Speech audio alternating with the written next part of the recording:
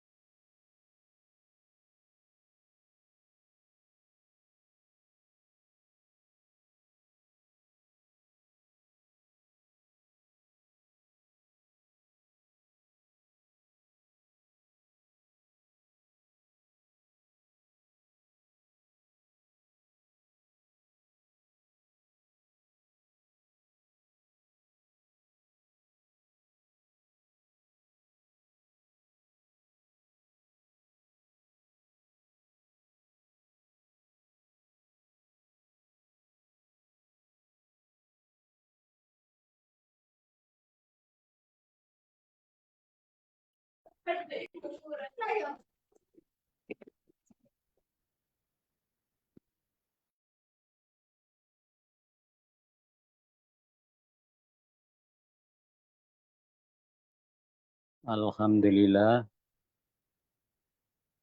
Ustaz. Assalamualaikum, Ustaz. Waalaikumsalam warahmatullahi wabarakatuh. Nggih, Nah, apa kabar, Ustaz. Sugeng? Nggih.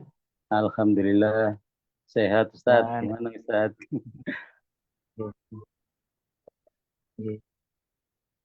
mohon maaf tadi terlambat mencari tempat. Nggih. Nggih langsung, Ustaz, nggih. Sudah Ya, jam 7:47 kita mulai. ya, ya. Bismillahirrahmanirrahim. Assalamualaikum warahmatullahi wabarakatuh. Waalaikumsalam warahmatullahi wabarakatuh. Innal hamdalillah nahmaduhu wa nasta'inu wa nastaghfiruh wa na'udzu billahi min shururi anfusina wa min sayyiati a'malina may yahdihillahu fala mudhillalah wa may yudlil fala hadiyalah. Asyhadu an la ilaha illallah wahdahu la syarikalah wa asyhadu anna Muhammadan abduhu wa rasuluh la nabiyya ba'da. Allahumma salli wa sallim ala Sayyidina Muhammad wa ala alihi wa ashabihi ajma'in. Amma ba'du, puji syukur kehadirat Allah Subhanahu wa taala yang masih melimpahkan rahmatnya kepada kita semua sehingga kita pada malam yang penuh berkah ini masih bisa mengikuti kajian Islam online Sinergi atau kios yang diselenggarakan oleh Yayasan Sinergi Amal Kebajikan. Semoga ini dicatat oleh Allah Subhanahu wa taala yang nanti akan mengantarkan kita ke surganya. Amin ya rabbal alamin. Salawat dan salam semoga senantiasa tercurah atas Rasulullah Sallallahu Alaihi Wasallam, keluarga, sahabat, serta para pengikut beliau yang senantiasa istiqomah di jalannya ila yaumil qiyamah. Sebelumnya mari kita buka kajian kita kali ini dengan bacaan basmalah dan sholawat. Bismillahirrahmanirrahim. Allahumma shalli ala sayyidina Muhammad wa ala alihi wa sahbihi ajmain. Sahabat kebajikan yang dirahmati Allah, selamat datang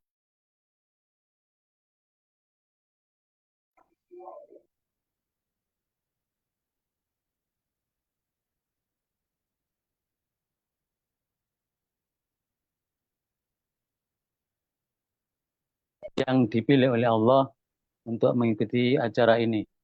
Semoga ini akan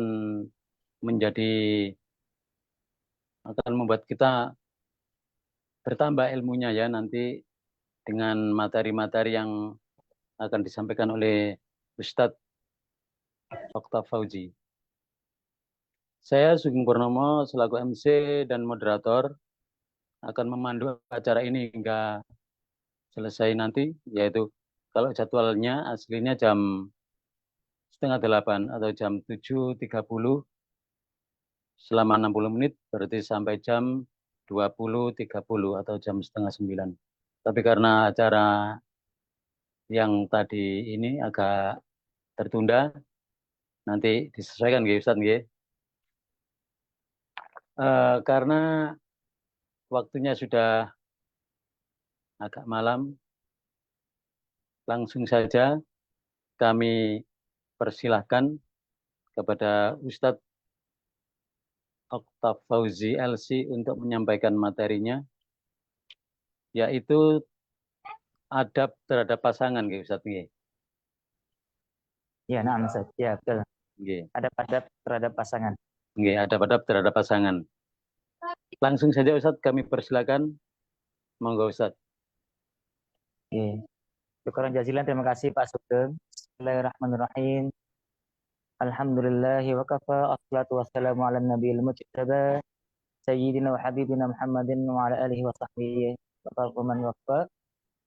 Alhamdulillahilladzi anzala sakinata fi qulubil mu'minina liyazdadu imanan ma'a imanihim. Kita syukuri nikmat Allah yang telah menurunkan sakinah, atau bahasa kita adalah ketenangan, sehingga dengan nikmat sakinah itu kita semakin bertambah iman. Jadi duduk bersama, kumpul bersama dengan pasangan suatu kenikmatan karena Allah turunkan sakinah di dalamnya. Maka kita bersyukur itu dengan nikmat, dengan ucapan alhamdulillahirabbil alamin.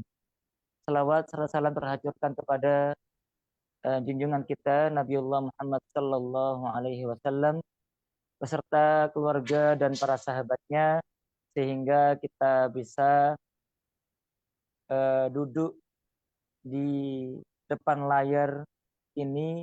Semoga tiap hitungan kilobaitnya menjadi sarana bagi kita untuk meninggikan derajat kita di hadapan Allah atau menghapus dosa-dosa kita. Karena dari satu dari dua hal itu sama hal yang istimewa di hadapan Allah, baik ditinggikan derajat ataupun diampunkan dosa. Sahabat kebajikan yang dirahmati Allah Subhanahu wa taala, membahas tentang adab-adab terhadap pasangan adalah kesyukuran kita yang luar biasa, yang mana baik dari dua hal tadi, di dalam pernikahan kan doa kita adalah agar bertambah bahagia. Tapi itu jangan menjadi titik tapi koma saja. Karena doa yang terucap oleh para undangan kita adalah barakallahu laka. Artinya semoga Allah memberkati bagimu. Demikian secara bahasanya. Akan tapi secara maknanya semoga Allah memberkatimu dikala kesenangan-kesenangan, kebahagiaan engkau rasakan. Demikian juga lafaz ini tidak titik melainkan koma. Wa baraka alaika. Semoga Allah memberkati atasmu. Demikian secara bahasanya. Tetapi secara istilah, secara maknawi, semoga Allah memberkatimu setiap kali engkau merasakan kekecewaan-kekecewaan, kesedihan-kesedihan, ujian-ujian, maka di dalam mengarungi biduk rumah tangga, baik dalam kebahagiaan ataupun kesedihan, sama-sama bisa menengangkan derajat kita di mata Allah. Kenapa mengangkat derajat kita di mata Allah? Karena kata Nabi Muhammad dalam riwayat yang lain disampaikan oleh hadis Al-Hakim dan At-Tabrani, disampaikan oleh oleh sahabat Anas bin Malik yang menemani Rasulullah selama 13 tahun. Beliau mengatakan, Rasulullah mengatakan, idza tazawwajal 'abdu, jika seorang hamba menikah, maka faqad istakmala nisfa dini, maka dia telah menyempurnakan setengah daripada agamanya. Maka tugas berikutnya adalah falyattaqillaha fi nisfil baqi, maka hendaknya ia bertakwa pada separuh yang lain. Seandainya Anda sudah menikah, maka itu sudah menyempurnakan separuh agamanya. Kalau ahli matematika masih mengatakan setengah. Setengah itu bisa menjadi angka kali, tapi kalau bagi, naudzubillah, ya. Kalau setengah kali satu, ya setengah. Gitu. Akan tapi kalau setengah agama ini kita sholat yang biasanya sendiri, pahalanya satu. Kemudian sholat bersama dengan pasangan kita, Masya Allah. Bisa berlipat-lipat kali pahalanya. Kalau kita sholat sunnah, sholat lail sendiri, baik. Akan tapi kalau kita sholat lail, membangunkan istri atau pasangan suami, kemudian sholat berjamaah bersama, Masya Allah, akan terasa bahwa separuh agama menjadi pertama separuh menjadi sepenuh agama kita. Maka kita sempurnakan separuh sisanya ini dengan mengetahui dan mengamalkan adab-adab kita kepada pasangan. Baik, tidak berlama-lama. Dasar bagi pelajaran kita atau dasar dari kajian kita pada malam hari ini bersumber dari kitab Minhajul Muslim di Babul Muamalat, bab tentang Babul Akhlak, Babul Adab, bab adab-adab, adab kepada makhluk adab pada bagian hukukuz zaujain, hak-hak kedua pasangan. Penulis di sini mengatakan Al-Imam Abu Bakar Jabil Al-Jazair, bagi pasangan kita itu memiliki hak, dan hak ini adalah kewajiban bagi kita. Sekali lagi, bagi pasangan kita itu memiliki hak, dan haknya mereka ini menjadi kewajiban bagi kita. Demikian bagi kita juga punya hak, dan hak kita ini adalah kewajiban atas pasangan kita. Maka ada hak-hak yang mustarak baina zaujain, hak-hak yang dimiliki oleh kedua-duanya, ataupun ada juga hak-hak yang hanya khusus untuk suami dan hanya untuk istri saja. Kita mulai dari hak-hak yang mustarak baina zaujain, hak-hak yang bersekutu, hak terhadap masing-masing dari kedua pasangan. Yang pertama adalah an yu'ashiruha bil ma'ruf. Nah, ini. Yang pertama, hendaknya kedua pasangan itu saling memperlakukan pasangannya dengan baik. Kata ma'ruf ini sering diartikan dengan kata baik, tapi maksud dari kata ma'ruf itu salah satu jenis dari kebaikan yang sesuai dengan uruf. Uruf artinya kebiasaan. Kebiasaan yang berlaku di masyarakat tersebut. Nah, contohnya ini biasanya kalau nikah sesama dengan suku atau tanggaan satu hanya beda beberapa rumah tidak begitu banyak. Tetapi ada satu pasangan, ada teman saya itu nikah beda suku. Ada juga teman saya yang agak jauh lagi nikah antar negara.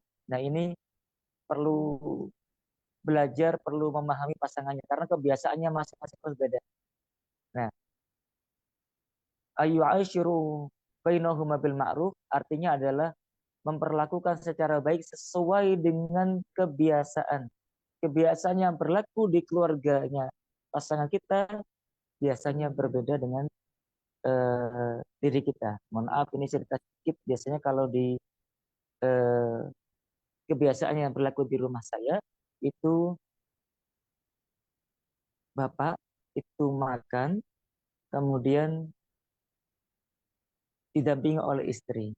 Tapi karena kebiasaan yang berlaku di rumah istri saya, biasanya bapak mertua itu makan, ibu mertua tanang gawe ngerjakan yang lain. Nah, ini perlu sedikit adaptasi. Maka ketika saya melihat kondisi seperti itu tidak bisa saya minta kepada istri, ayo sini makan sama saya. Kenapa? Karena urufnya berbeda. Maka perlu ada eh, pemahaman-pemahaman, saling memahami satu sama lain. Kata Allah Subhanahu wa taala dalam surah An-Nisa ayat 19, wa ashiruhunna bil ma'ruf. Wahai para suami, perlakukan istrimu dengan ma'ruf, dengan baik. Dijelaskan sini fayut'imuha idza ta'in. Hendaknya suami itu memberi makan apabila dia makan. Wa yaksuha idza tasa, dan memberinya pakaian apabila sang istri minta diberikan pakaian. Ini berkaitan juga dengan nafkah. Nafkah ini ada dua pendapat. Yang pendapat yang pertama adalah nafkah ini besarannya adalah sesuai dengan kemampuan suami. Kemudian pendapat yang kedua adalah sesuai dengan kebiasaan. Pendapat yang pertama ini disampaikan oleh Al-Imam Hanafi. Kenapa? Kemudian pendapat yang kedua disampaikan oleh Imam Malik. Nah, ini agak ada ikhtilaf. Biasanya suami-suami, bapak-bapak itu milih yang pertama. Kalau ibu-ibu milih yang kedua. Misal ini misal. Kalau itu suami gajinya mampunya pendapatannya 5 juta. Kemudian uruf kebiasaan yang terjadi di keluarga istri, biasanya ibunya, kakaknya, adiknya itu diberi nafkah satu bulannya 10 juta. Apa yang terjadi? Istri nuntut suami. Nah, kalau ikut pendapat yang kedua. Tapi kalau pendapat yang pertama, berapapun yang dimiliki oleh suami, maka diberikan pada istri. Yang berlaku dengan kemampuan suami. Tapi kalau terjadi sebaliknya, misalkan pendapatan suami itu 25 juta. Akan tapi uruf kebiasaan yang terjadi di keluarga istri, keluarga tetangganya, satu bulan itu diberi 5 juta. Pasti milihnya yang mau ganti lagi pertama. Ya, itu ada ikhtilaf. Dan juga masih belum ketemu kata sepakat. Konon begitu. Allahu a'lam bishawab. Kemudian al-hukuk muhtar, hak-hak yang bersekutu antara suami dan istri adalah an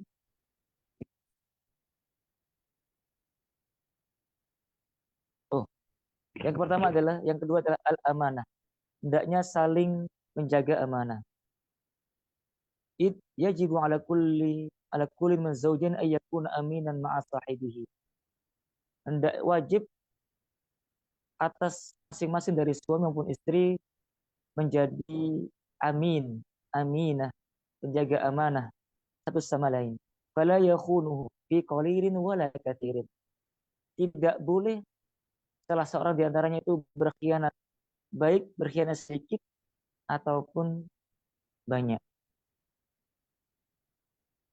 Jadi idziz zaujani asbahu bisyarikaini. Hubungan suami istri itu ibaratnya seperti hubungan dua orang yang saling bekerjasama dalam hal bisnis. Jadi tidak boleh saling mengkhianati satu sama lain. Apalagi dalam hal bisnis saja yang mereka tidak bekerja sama sepanjang hidupnya, maka dilarang oleh Allah. Apalagi antara suami dan istri. Tidak boleh mengkhianati, baik itu sedikit. Nggak apalah, saya masukkan laki-laki yang lain di rumah sebentar aja. Nggak boleh. Suamiku juga begitu. Saya, eh, mohon maaf ini contoh saja. Saya zina sebentar saja. Astagfirullah. Tidak boleh. Baik sebentar ataupun terusnya, baik sedikit dengan satu orang wanita ataupun banyak wanita, itu diharamkan oleh Allah Subhanahu wa taala. Kemudian al-hukuk musyar yaitu al-mawaddah warahmah, kasih dan sayang satu sama lain. Dalilnya dalam surat Ar-Rum yang terkenal, ayat yang ke-21. Wa min ayatihi an khalaqalakum min anfusikum azwajan litaskunu ilaiha wa ja'ala bainakum mawaddatan wa rahmah. Dan di antara tanda-tanda kekuasaannya, kekuasaan Allah, yaitu ia menciptakan bagi kalian dari diri kalian azwajan, istri-istri, pasangan-pasangan, litaskunu ilaiha. Ini konteksnya laki-laki. Agar laki-laki itu taskun, tenang, ilaiha kepadanya. Lafaz yang lainnya lagi, kata taskunu ini juga bermakna agar engkau tinggal bersamanya. Makanya bahasa Arabnya rumah itu ada istilahnya asakan, rumah. Rumahnya di mana ada ketenangan namanya asakan. Sementara ada rumah, istilah-istilah yang lain dari rumah adalah al-bait. Al-bait itu maknanya adalah rumah untuk tinggal, dari kata bata yabit. Kemudian ada lagi rumah itu dar. Rumah itu artinya dar. Daro yaduru. Artinya berputar. Jadi habis dari mana kembali ke rumah itu. Nah, kondisi terbaik untuk rumah itu bagi saya pribadi adalah istilahnya asakan. Yang mana di situ ada ketenangan. Dimanapun suami pergi, dimanapun suami bekerja, menemukan masalah-masalah, kemudian kembali di rumahnya tenanglah hatinya. Dimanapun istri itu kadang-kala ada wanita karir bekerja, menemukan masalah-masalah, ketika pulang bertemu dengan suami, dengan anak-anaknya, hilanglah masalahnya. Maka demikianlah semestinya rumah tangga itu dibangun dengan al-mawaddah warahmah, dengan kasih dan sayang. Kalau cinta itu, Bapak, itu ada istilahnya mahabbah. Mahabbah itu cinta karena fisik, karena nafsu mungkin ya. Karena keelokan wajahnya, karena kebagusan, eh, mungkin setelah melihat rambutnya, rupanya indah, makin cinta. Dengan kekekaran tubuhnya, laki-laki. Akan tapi kalau mawaddah itu adalah cinta karena lebih dari itu. Tentang agamanya, tentang kebaikan akhlaknya. Kemudian kalau semakin lama menikah, pernikahan itu semakin panjang, semakin cinta padahal fisik tidak lagi menarik, padahal tubuh tidak lagi kekar, maka itu disebut sebagai rahmah. Biasanya orang yang sudah menikah puluhan tahun, 20 tahun, 30 tahun, ini bukan lagi memandang fisik, tapi rahmah. Rasanya tidak ingin pernikahan itu berhenti di dunia saja, yaitu ingin teruskan ke akhirat insya Allah. Kemudian hak yang bersekutu antar suami dan istri adalah asyikah al-mutabadalah bainahum, saling percaya satu sama lain. Yaitu yakunu kullun minhuma wathiqan fil akhar. Jadi satu sama lain itu menaruh kepercayaan satu sama wala yukhamiruhu adna syakkin. Tidak tertutupi dengan praduga-praduga. Jangan-jangan nanti kalau suami saya keluar ketemu dengan wanita, nah, itu sering terjadi. Jangan-jangan kalau istri saya ketemu dengan mantannya, walaupun benar kita harus menjaga diri ya. Eh, Siapapun ya, yang namanya reuni itu efeknya adalah CLBK, Ciluba, cinta lama bersemi kembali. Naudzubillah min dzalik. Makanya eh, al-hukuk, hak-hak yang bersekutu antar sama-sama harus saling percaya, tapi juga harus saling menjaga kepercayaan tersebut. Berikutnya lagi adalah al-adabul 'amah min rifqin fil muamalah. Jadi adab-adab umum dalam hal bagusnya bermuamalah. Contohnya adalah watalaqatu wajhin, dengan wajah yang berseri-seri. Jadi kalau bertemu dengan pasangan kita itu wajahnya yang sumringah gitu ya, jangan metutut, tidak menyenangkan kalau dipandang. Itu jadi ingin berpaling kepada yang lain, na'udzubillah. Atau bawaannya ingin dapat masalah dari luar, kemudian sampai rumah masalah lagi. Nah, itu jadi masalah cepat mati nanti pasangannya ya Bu ya. Kemudian wakaromi kaulin, dan lembutnya tutur kata, watakdirin wahtiramin, dan saling menghargai, menghormati satu sama lain. Misalkan kalau istri ya Pak ya, kita pulang inginnya kan dibuatkan kopi, tapi suatu ketika istri kecapean, ketiduran, maka tidaklah berbudi kita kalau kita bangun istri, bangun, bikin saya kopi, nah udah bilang. Bapak saya itu kalau ibu saya kelelahan, itu kan bapak saya kan ada penyakit namanya wasir. Wasir itu ambeien. Itu bikin jamunya dari jati Cina, Pak.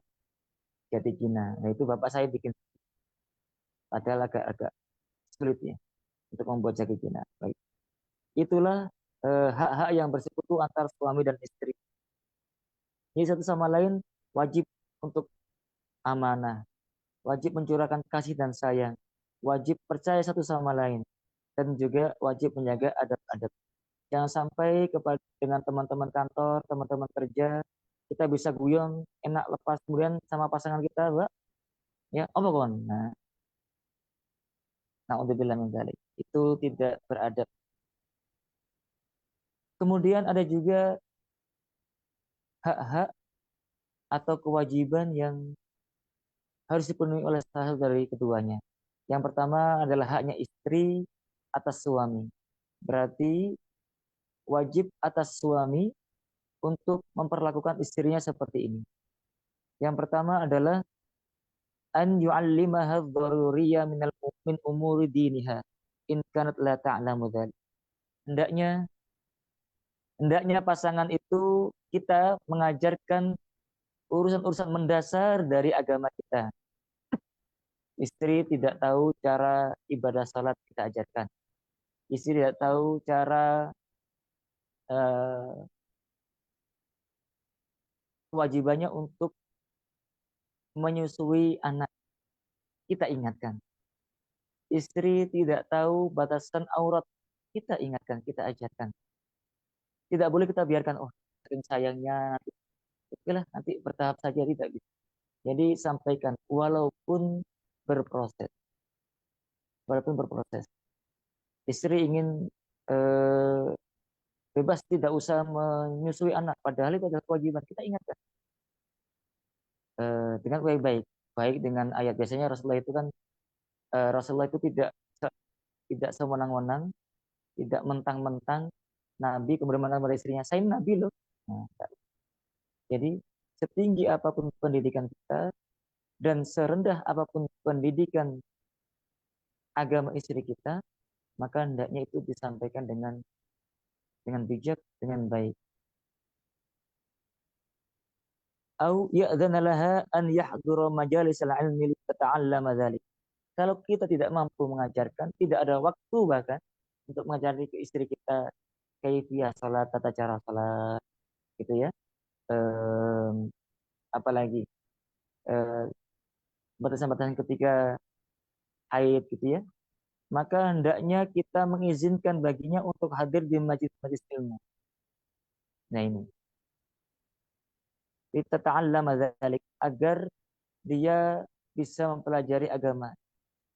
It hajatuha li islahi diniha wa tazkiyati ruhiha. Karena kebutuhannya adalah baik suami maupun istri, tapi ini untuk berlaku untuk istri adalah untuk memperbaiki agamanya dan juga mensucikan ruhnya. Laisat aqalla min hajatiha ila ta'ami wasyarabil wajib. Dan bukan hanya kebutuhannya tuh makan gitu saja ya. Kemudian minum, pakaian, iya itu kebutuhan mendasar manusia. Tapi kebutuhan manusia terhadap agama ini lebih dari kebutuhan manusia beriman terhadap makan, minum, rumah, pakaian. Makanya Al-Imam Asy-Syatibi rahimahullah menulis dalam kitabnya tentang Dzaruriyatul Khams itu menempatkan 5 hal mendasar kebutuhan manusia. Yang pertama adalah hifdzuddin, menjaga agama. Sebagai suami juga begitu. Ketika kita dalam posisi yang lebih tahu daripada istri, tidak boleh mengatakan Allah mau enggak. Nah, itu zalim kepada istri. Nanti istri kita mau tanya, dibully lagi sama suami, dibully kayak di sekolah. Nanti dihina lagi sama suami. Jelas saya cari sendiri. Nah, nanti nyarinya kepada yang lain, nanti cemburu lagi. Makanya kalau kita mengerti, kita ajarkan. Kalau tidak bisa mengajarkan atau tidak ada waktu mengajarkan, ayo kita dorong. Bahkan kalau dia terdorong, ya kita izinkan untuk menghadiri majelis-majelis. Kemudian yang lainnya adalah an yulzimaha bita'alimil islami wa adabihi, eh, senantiasa melazimkan pengajaran agama Islam dan adab-adabnya. Nah ini kelanjutan dari yang tadi. Hendaknya kita senantiasa terus-menerus mengajarkan, mengingatkan baik hal-hal yang menyenangkan, hal-hal yang menyenangkan tentang apa? Ya, kalau yang suami itu senangnya kalau istrinya membuatkan makanan, minuman, ya, ataupun yang tidak menyenangkan, misalkan terkait dengan kewajiban ibadahnya istri. Ya. Jadi kalau kamu mau puasa silakan, tapi ngomong sama saya dulu. Hal yang ma'ruf, yang baik kita praktekkan dalam kehidupan kita. Kemudian haknya istri, kewajiban suami yang keempat adalah an ya'dila bainaha wa baina dharratiha. Hendaknya berlaku adil kepadanya. Nah ini. Wa baina dharratiha in kana laha dharrah. Nah, dan di antara saudari-saudari madunya. Ini dari kitab ini ya. In kana laha dharrah, seandainya punya saudari madu. Madu apa Ustaz? Nah, istilah lama ini. Eh, bagi suami yang menikah lebih dari satu, nah saudarinya namanya saudari madu. Ya'dilu bainahuma fit ta'ami wasyarabi walibas. Hendaknya membagi adil antara makanan, minuman, dan pakaian. Kalau kita memberikan kepada istri kita itu nafkah makanan eh, yang enak-enak, ya kita berikan kepada kakaknya ataupun adiknya juga yang enak-enak. Jangan sampai karena saking cintanya kita belikan istri kita yang kita cintai itu makanan yang enak, kemudian yang lainnya biasa-biasa saja. Ya. Wasakani wal mabiti fil firash, dan juga rumah tempat tinggalnya dan juga hak di atas firash, ranjang begitu ya. Wa alla yahifa fi syai'in min dzalik. Tidak boleh mengurangi sedikit pun dari itu. Dan ini diingatkan oleh Allah dalam surat An-Nisa ayat yang ketiga. Allah Ta'ala berfirman, fa in khiftum alla ya'dilu alla ta'dilu fawahidatan aw ma malakat aymanukum. Kalau kalian takut tidak bisa berlaku adil, maka cukup hanya satu saja. Aw ma malakat aymanukum, atau menikahi budak gitu ya. Demikianlah Allah mengingatkan. Berarti laki-laki yang istrinya satu itu disebut di dalam surat An-Nisa ini sebagai fa'in iktum, khaif, penakut berarti. Kalau istrinya satu itu berarti penakut. Sama. Kemudian hak yang berikutnya lagi, haknya istri, kewajiban suami, alla yufshiya sirraha. Hendaknya tidak menyebutkan, tidak mengumbar aibnya. Wa alla yadhkura aiban fiha. Dan juga tidak menyebutkan salah satu aib. Jangankan kok banyak. Semua aib. Satu pun tidak boleh. In huwal al-aminu alaiha. Jika dia harus menjadi amin, penjaga amanah baginya. Dan Rasulullah SAW bersabda, wa inna min syarrin nasi 'indallahi manzilatan yaumil qiyamati. Seburuk-buruk, sesungguhnya seburuk-buruk manusia posisinya di neraka nanti pada hari kiamat adalah ar-rajulu yufdi ila imraatihi. Laki-laki yang uh, mendekati istrinya, wa tufdi ilaihi, dan juga sang istri itu dekat akrab kepada dirinya. Tsumma yang syuru sirraha. Kemudian dia sebarkan aib. Jadi ini peringatan bagi pasangan laki-laki ya, para suami tidak boleh mengumbar aib istrinya. Sudah percaya istri kita itu kata Rasulullah sudah sebagai tawanan di rumah kita. Dia itu kalau keluar Pak itu harus dengan izin kita. Kemudian dia kalau tidak punya penghasilan sendiri dia minta kepada Anda. Dia minta kepada Anda kalau diberikan pada keluarganya sendiri dia harus izin kepada Anda.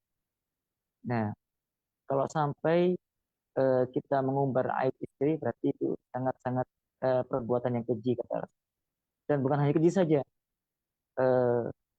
Syarrin nasi indallahi manzilah.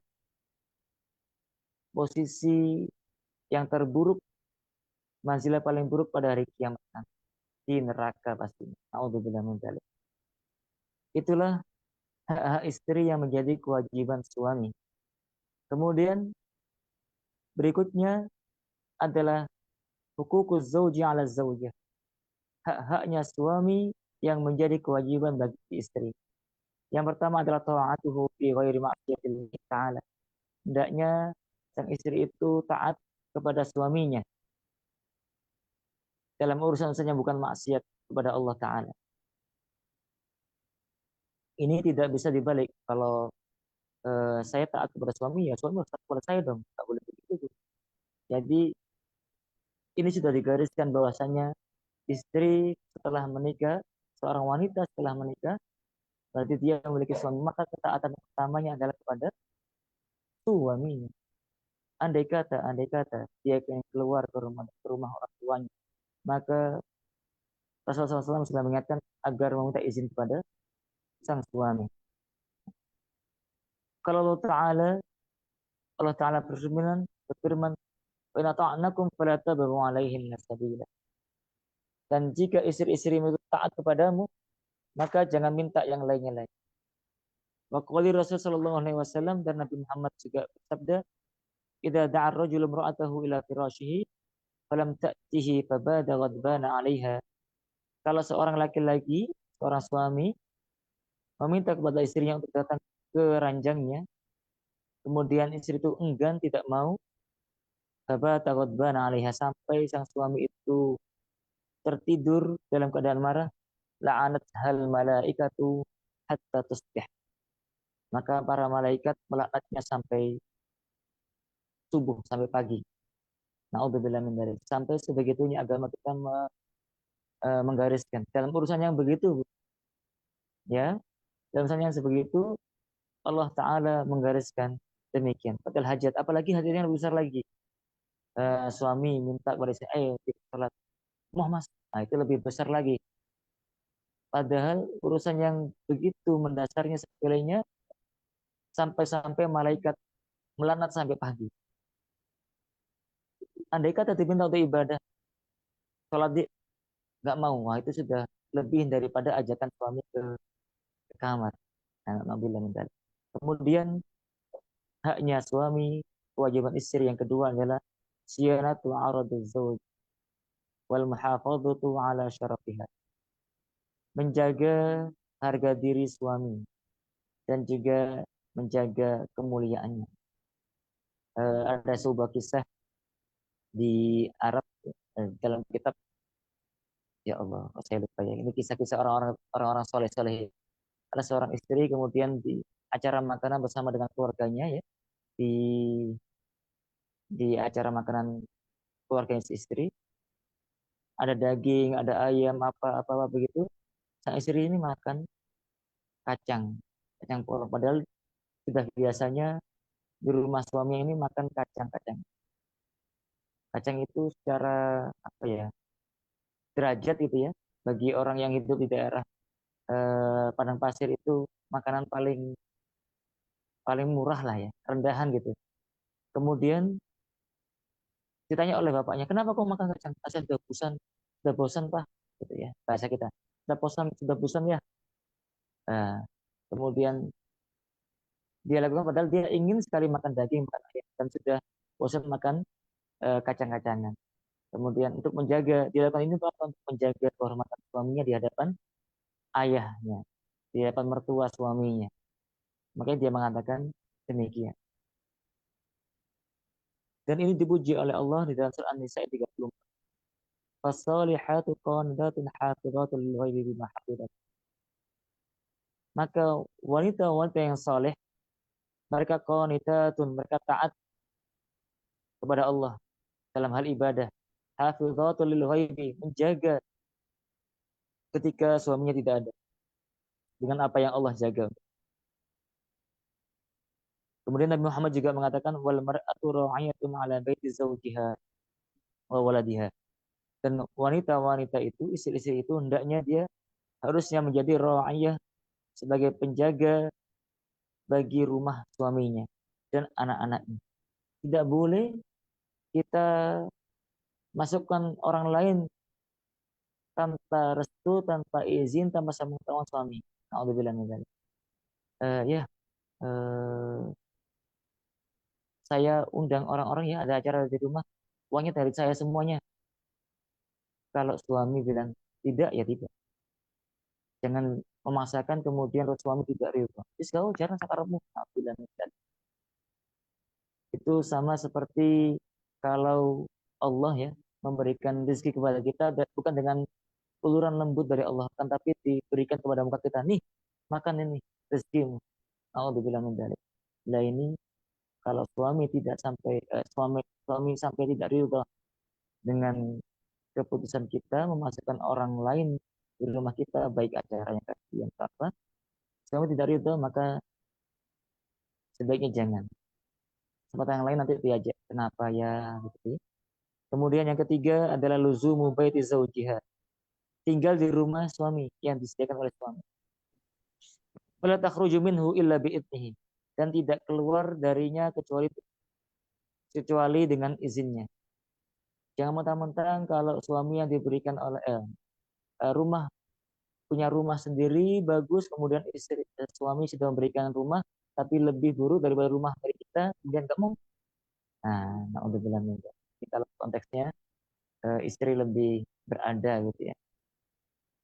Maka ini suatu kehormatan yang diberikan oleh istri, walaupun diberikan rumah yang sederhana begitu ya, yang kamarnya hanya dua, hanya cukup untuk eh, diri mereka berdua dan satu anaknya. Kalau kemudian tanahnya juga kecil, anak-anak kalau nambah lagi ya bingung ini nambah di mana lagi. Tapi kalau ada sakinah, tenangan di dalamnya, maka rumah yang kecil itu akan terasa lapang bagi kita. Kata Allah Ta'ala di dalam surah Al-Ahzab ayat 33, وَقَرْنَ فِي بُيُوتِكُنَّ وَلَا تَبَرَّجْنَ تَبَرُّجَ الْجَاهِلِيَّةِ الْأُولَى.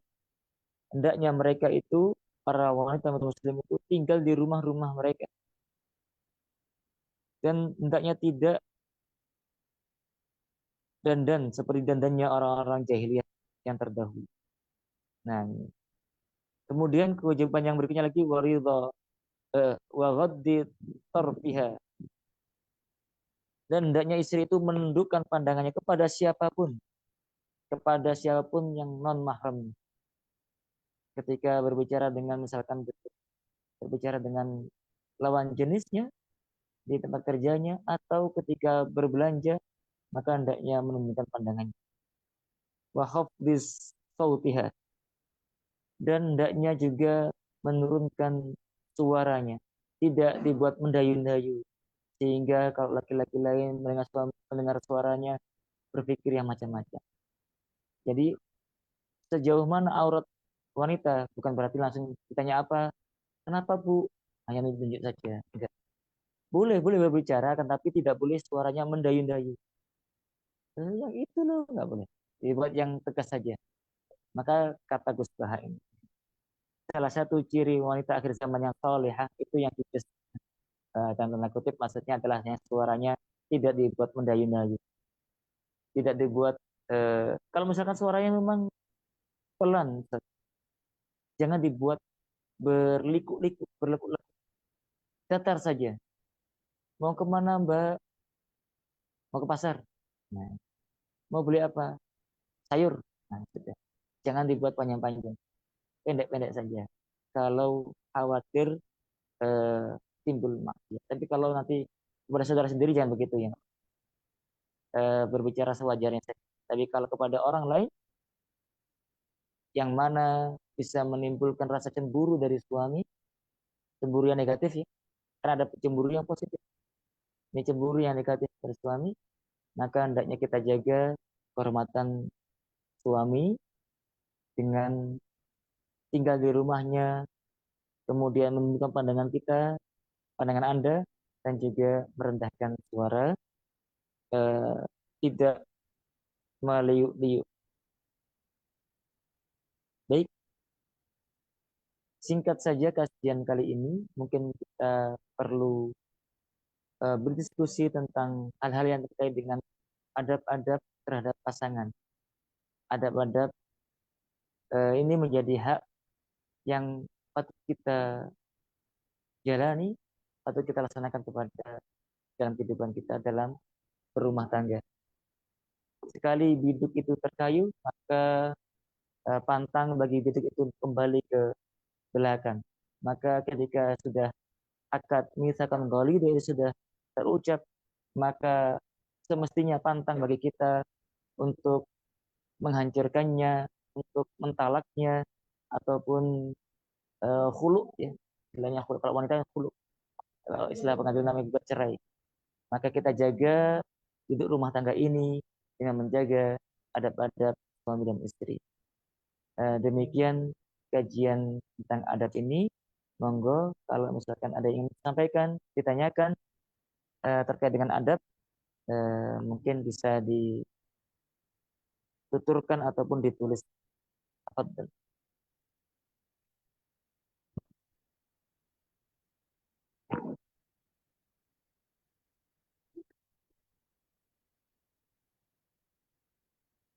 Sugeng,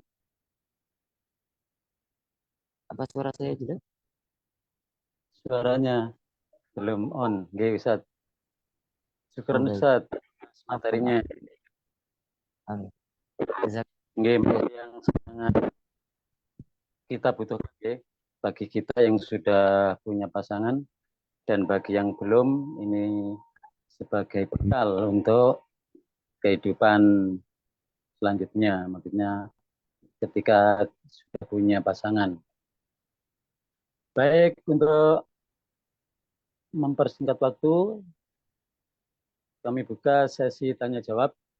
Silakan kepada para hadirin yang ingin bertanya, boleh langsung raise hand atau mungkin di kolom chat. Kami persilakan.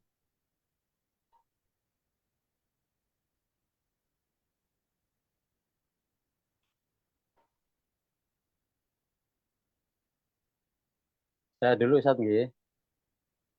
Fadal nggih, monggo Ustaz. Oh, ini ada satu yang raise hand. Silakan.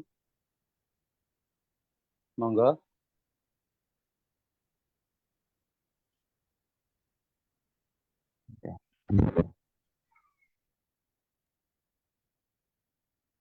Nggih, dipersilakan.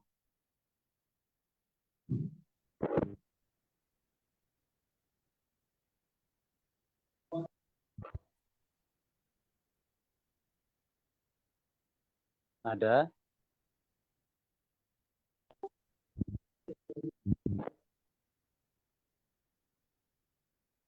Ada.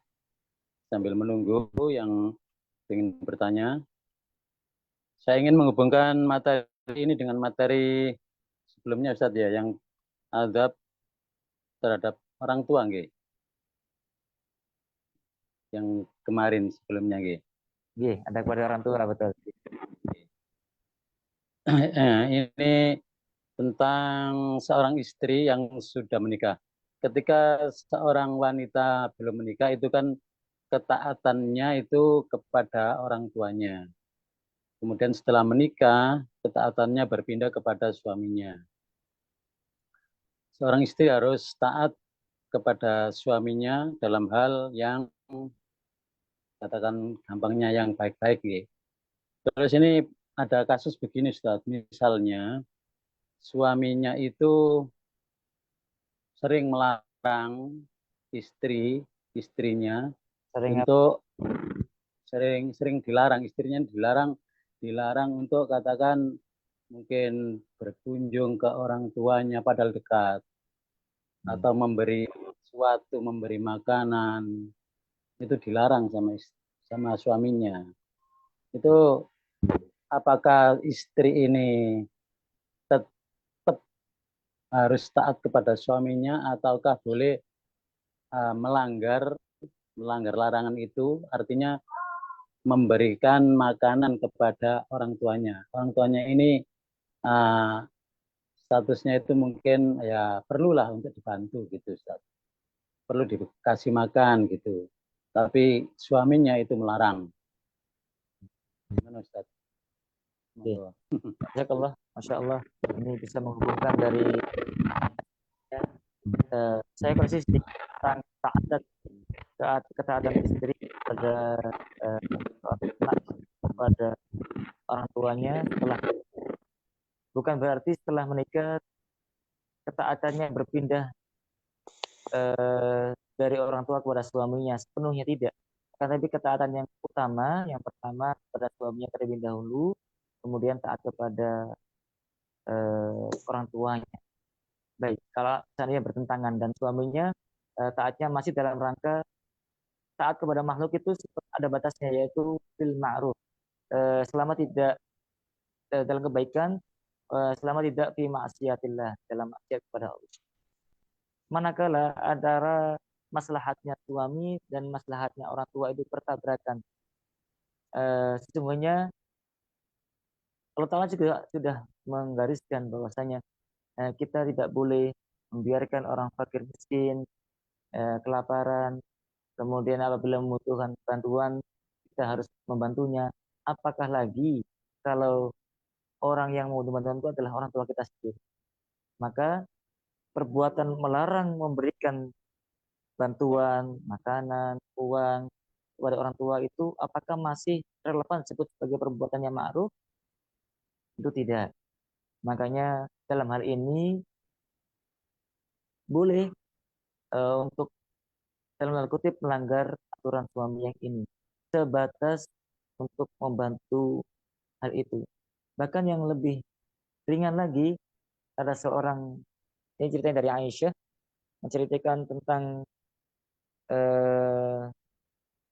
sahabatnya, misalkan suaminya gitu ya. Sesungguhnya Muawiyah itu Abu Sufyan itu begini-begini pelit, kemudian tidak mau memberikan uang untuk saya bahkan anak saya. Kemudian tanya kepada Rasulullah, apakah boleh saya mengambil uangnya sebatas untuk nafkah saya dan anak saya? Kata Rasulullah boleh. Nah, itu yang lebih ringan saja untuk nafkah dirinya dan anaknya saja tidak diberikan. Padahal itu kan haknya wanita, tapi suami tidak memberikan. Boleh saya mengambil dalam tanda kutip mencuri uangnya suami untuk menafkahi dirinya dan anaknya. Coba bayangkan ya, ada suami yang begitu zaman Nabi Muhammad. Dan ini konteksnya aib, aib tapi bisa menjadi ibrah bagi kita semua. Apakah lagi itu yang seperti itu diperbolehkan, apalagi yang membantu orang tua yang kelaparan, keluarga saudara yang kelaparan. Jangan-jangan malah konteksnya sebaliknya. Jadi ada orang tua dari seorang wanita kemudian menelpon kepada anaknya ini, "Du, kirimi saya uang begini untuk biaya adikmu makan makan bapak dan ibu." Jangan-jangan nanti konteksnya adalah, gimana sih bu, uang saya ini masih kurang ya, gitu. Cara menolaknya gitu.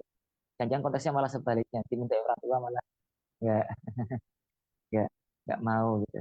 Nah, udah bilang balik. Ya, demikian kira-kira jawabannya. Jadi ringkasnya adalah boleh sebatas untuk membantu eh, kebutuhan orang tua. Oke, jazakallah Ustaz. Oh ya, Zakallah. Mungkin ada yang lain lagi, ada yang mau bertanya, silakan. Tadi ada yang raise hand,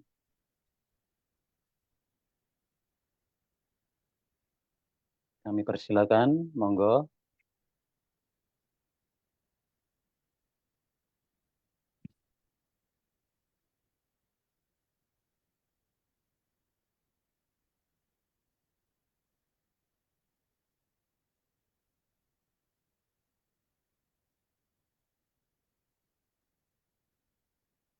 Nampaknya tidak ada yang tanya, Ustaz. Oke, Mungkin sudah Masya Allah. paham semua. Oke, Mungkin materinya sudah adab sudah ya, jadi paham sudah semua. beradab semua, beradab semua. Masya Allah. Ya, mudah-mudahan adabnya tinggal dilaksanakan. Memang Oke, adab ini mudah dibahasnya, pendek sekali pembahasannya, tapi amaliyahnya itu sepanjang hidup dan lebih sering daripada eh, fikih, daripada syariah. Demikian. oke, Ustaz. Oke, karena sudah tidak ada pertanyaan dan materi sudah disampaikan secara gamblang, jelas oleh Ustadz Okta Fauzi. Eh, kita sudah berada di penghujung acara. Perlu kami ingatkan lagi bahwa kios atau kajian Islam online Sinergi ini adalah sebuah acara yang diselenggarakan oleh Yayasan Sinergi Amal Kebajikan setiap hari Kamis malam dengan mengangkat tema-tema yang beraneka ragam dan dibahas oleh pemateri-pemateri yang kompeten di bidangnya. Baiklah, karena waktunya sudah jam 20 lebih 42 menit, saya kira perlu kita akhiri acara ini dan jazakumullah khairan katsira Ustadz atas materi yang sudah diberikan. Semoga menjadi tambahan ilmu bagi kita dalam mengarungi kehidupan berikutnya. Amin. Amin ya Rabbi. Uh, Selanjutnya mari kita akhiri, kita tutup acara kita dengan bacaan doa kafaratul majelis bersama-sama. Subhanaka Allahumma wa bihamdika asyhadu an la ilaha illa anta astaghfiruka wa atubu ilaik. Mohon maaf bila ada salah kata. Saya Sugeng Purnomo. Wassalamualaikum warahmatullahi wabarakatuh. Waalaikumsalam warahmatullahi wabarakatuh. Syukran jazilan Pak Sugeng. Terima kasih banyak. Mohon Oke, izin. sami-sami Ustaz.